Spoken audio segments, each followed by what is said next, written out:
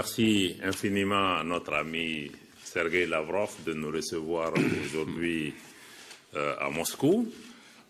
Je rappelle que notre visite aujourd'hui à Moscou intervient presque jour pour jour, un an après la visite d'amitié et de travail que Sergueï Lavrov a effectuée au Mali, et nous en gardons un excellent souvenir. Je pense que cette visite nous a permis de donner un nouvel élan à nos relations bilatérales. Notre présence aujourd'hui ici à Moscou se situe dans le cadre de la continuation de ces échanges et de consultations politiques entre nos deux pays et de l'examen de notre coopération bilatérale. Je dois dire que le Mali reste solidaire de la Russie dans les défis auxquels elle continue à faire face. Nous voudrions d'emblée exprimer en tout cas notre appréciation positive par rapport à l'excellence des relations entre la Russie et notre pays, notamment au plan sécuritaire, qui a enregistré des progrès notables au cours de ces derniers mois, qui ont permis de renforcer les capacités de défense, de nos forces de défense et de sécurité. Plus récemment, la reprise historique de la région de Kidal et de la ville de Kidal par les forces armées maliennes le 14 novembre, après près d'une décennie d'occupation de cette localité par des groupes hostiles à la paix, est une des illustrations les plus emblématiques des liens qui existent aujourd'hui entre la Fédération de Russie et le Mali, et des succès qui sont remportés sur le terrain pour permettre au Mali d'exercer sa souveraineté entière et aussi de bénéficier de l'intégrité de son territoire national. Je voudrais aussi me féliciter du niveau stratégique désormais des relations qui existent entre le Mali et la Fédération de Russie, et en particulier des relations d'amitié qui existent entre son Excellence le président Vladimir Poutine et son Excellence le colonel Assimi Goïta, président de la transition du Mali, qui a d'ailleurs réservé l'année dernière son premier déplacement en dehors de notre pays et pour pouvoir participer au sommet Russie-Afrique, au cours duquel ils ont pu échanger sur les voies et moyens de renforcer notre coopération tant sur le plan économique que sur le plan commercial et sécuritaire. Je voudrais aussi, comme le ministre Sergueï Lavrov l'a indiqué tout à l'heure, exprimer notre gratitude et notre reconnaissance à la Fédération de Russie pour les soutiens mutuels, mais aussi pour les soutiens que la Fédération de Russie apporte au Mali, au plan international, en tant que membre du Conseil de sécurité et dans d'autres enceintes, notamment dans le cadre de la gestion de la demande du Mali, d'un retrait de l'amunissement, mais aussi de la levée du régime de sanctions du Conseil de sécurité qui frappait injustement notre pays et notre gouvernement. Je voudrais en particulier aussi apprécier la lucidité de la Russie par rapport à l'attention qu'elle accorde toujours à l'intérêt des pays avec lesquels elle a une coopération et l'intérêt de ses populations et le respect qu'elle donne au choix politique de ces pays de pouvoir se gouverner eux-mêmes et de faire des choix économiques pour eux-mêmes en particulier.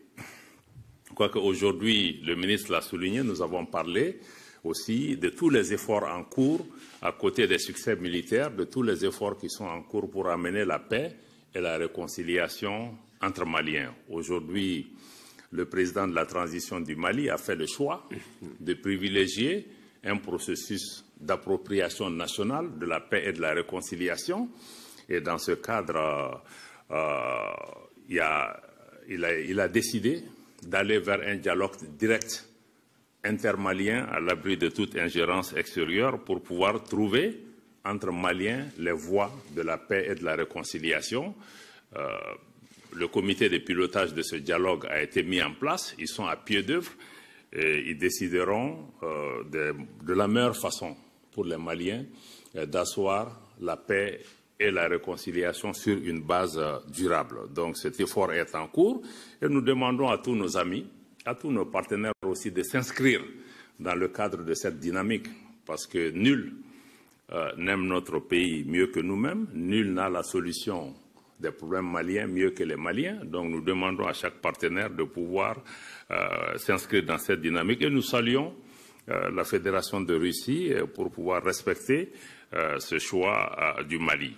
Avec la Russie, nos soutiens mutuels au plan international sont fondés aussi sur le partage, en tout cas ce que nous avons en commun, d'un certain nombre de valeurs et de principes qui gouvernent les relations entre États, le respect de la Charte des Nations Unies, la non-ingérence dans les affaires intérieures des pays, le respect des choix politiques que les pays font, mais aussi nous sommes unis dans notre opposition à ce que nous appelons la politisation des droits de l'homme.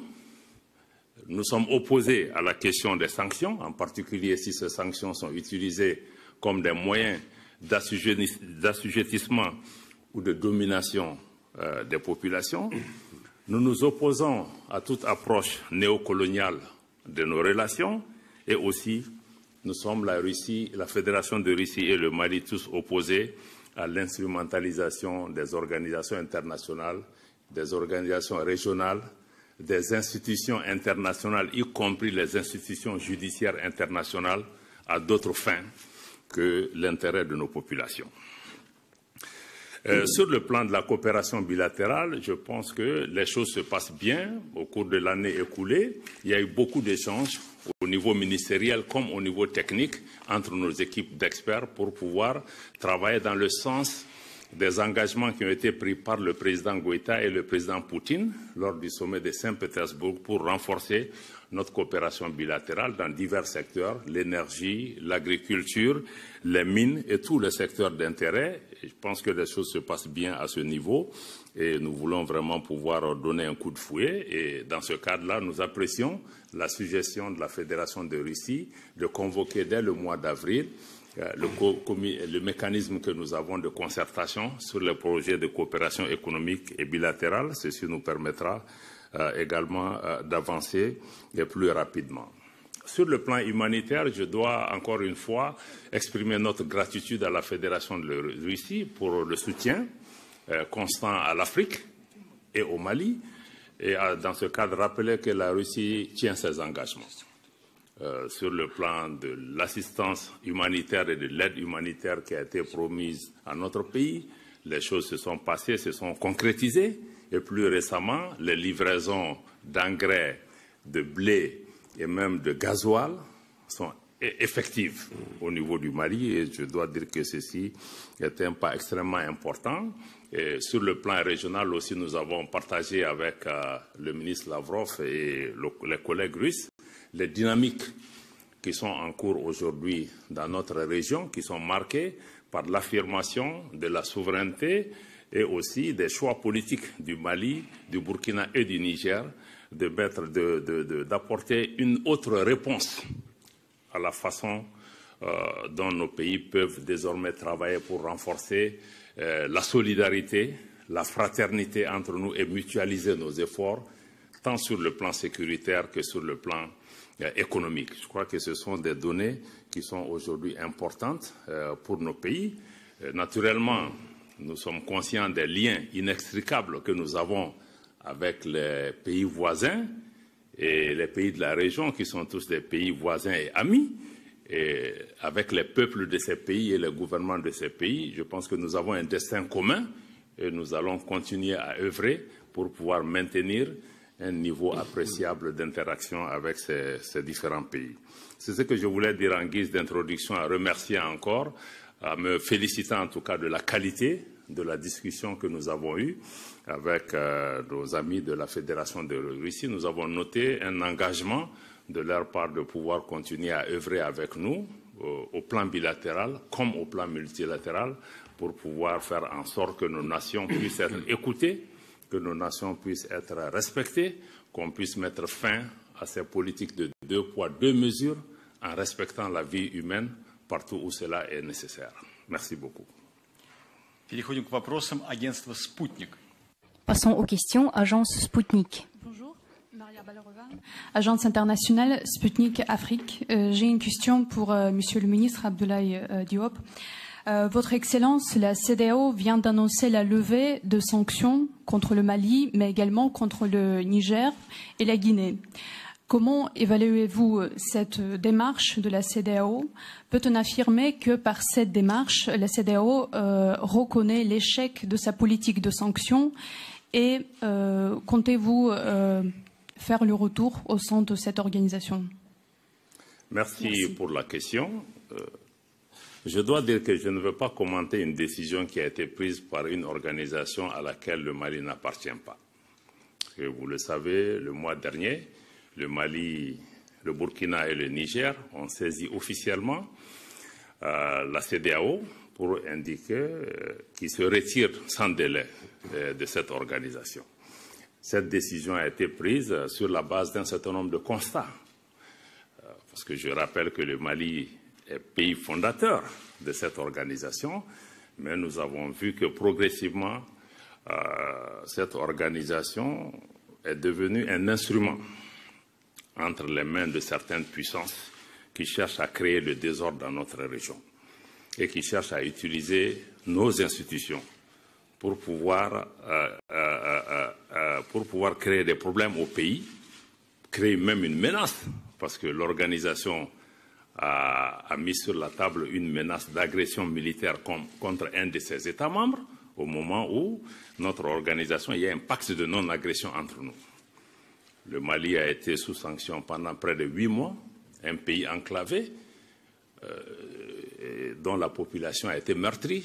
Nos institutions bancaires ont été utilisées, nos fonds ont été confisqués au niveau de ces banques. Le Niger a vécu la même situation.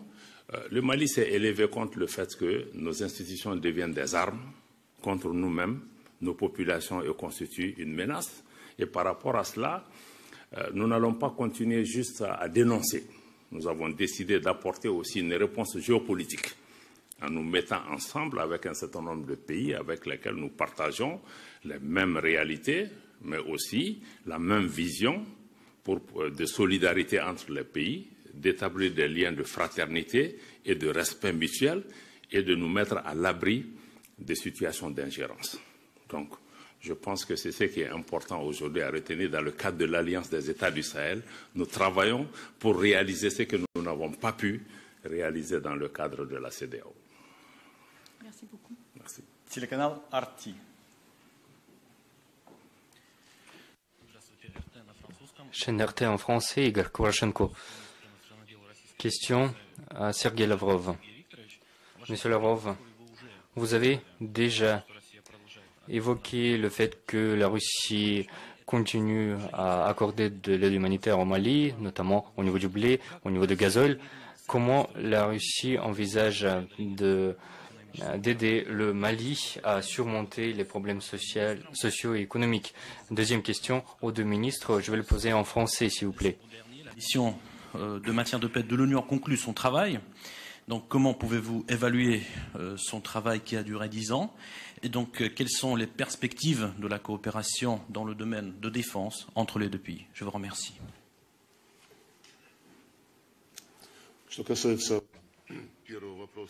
En ce qui concerne la première question concernant l'aide au développement social et économique au Mali, nous avons tous les deux déjà mentionné les deux visites des experts maliens en Fédération de Russie pour voir leurs collègues du bloc économique de la Russie.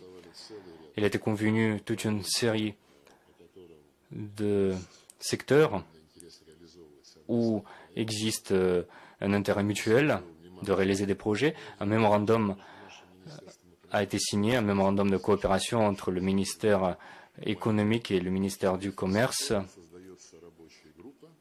Nous allons créer un groupe de travail, il est en train d'être créé, qui va s'occuper du travail pratique dans tous les secteurs mentionnés, l'énergie, l'agriculture, les ressources naturelles, le transport, le numérique, etc., etc.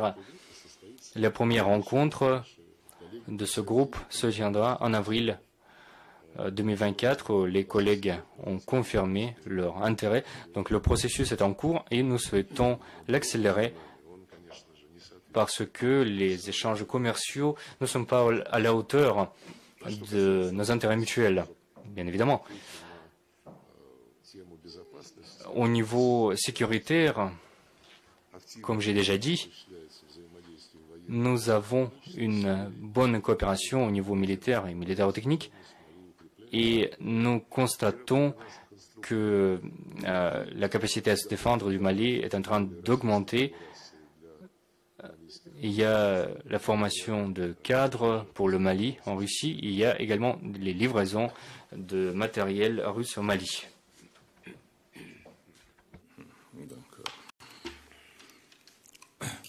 Merci. Sur la question relative à la MINUSMA, c'est vrai, depuis le 31 décembre, la MINUSMA s'est retirée du Mali après 10 ans. 10 ans au cours desquels la mission n'a pas répondu aux attentes des populations maliennes. Mais en disant cela, je voudrais m'incliner devant la mémoire des personnes étrangères comme maliennes, civiles comme militaires, qui ont perdu la vie et qui se sont sacrifiés par rapport à cela. Malheureusement, la mission de maintien de la paix n'était pas adaptée parce que nous sommes dans une situation de menace et de guerre asymétrique, de présence de groupes terroristes, pour une mission qui est chargée de maintenir la paix, comme le secrétaire général des Nations Unies lui-même l'a reconnu, une mission qui est chargée de maintenir la paix là où il n'y a pas de paix à maintenir. Donc elle n'était pas adaptée. Donc des moyens importants ont été engagés pendant ces 10 dernières années qui n'ont pas produit le résultat. L'insécurité n'a fait que se propager au Mali. Et il fallait changer de paradigme. C'est pourquoi, avec l'avènement de la transition, le président Goïta et son gouvernement ont décidé de mettre en avant le fait que la sécurité du Mali doit reposer en premier lieu sur l'épaule des Maliens. Et que par rapport à cela, il fallait renforcer les capacités de défense et de sécurité du Mali.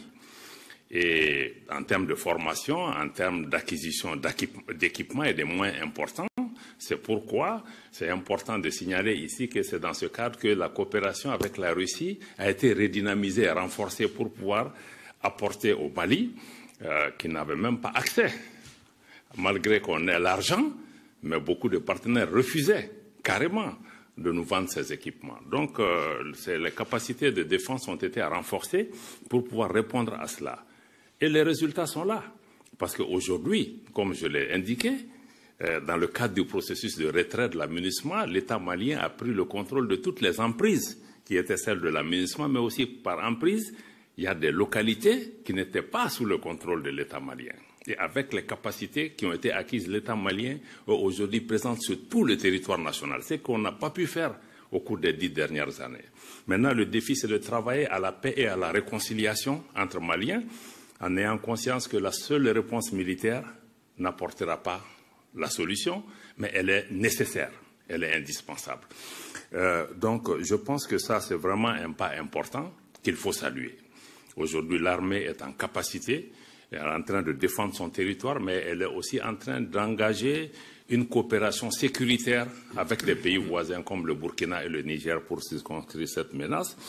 En termes de perspective, je pense qu'il faut continuer à renforcer cette coopération militaire avec la Russie, mais aussi avec beaucoup d'autres partenaires, comme la Chine, la Turquie et d'autres, qui travaillent avec nous et qui sont désireux de renforcer cette coopération sur le plan militaire. Et il y a aussi la formation. Nous saluons le fait que la Russie accepte aussi de recevoir beaucoup de nos militaires en formation ici.